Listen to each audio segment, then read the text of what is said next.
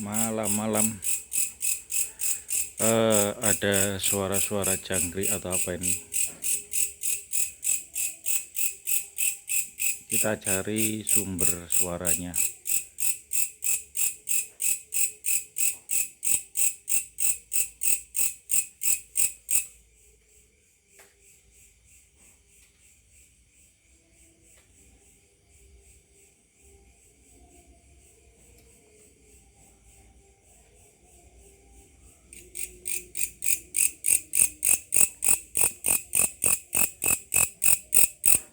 Oh, ini dia.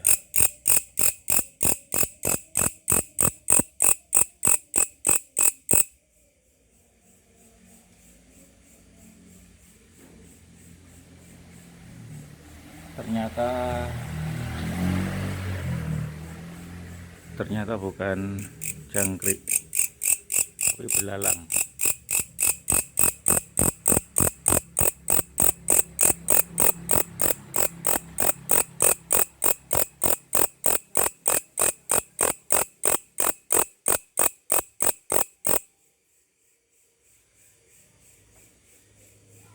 Itu ada lagi keras suaranya, tapi nggak tahu di mana.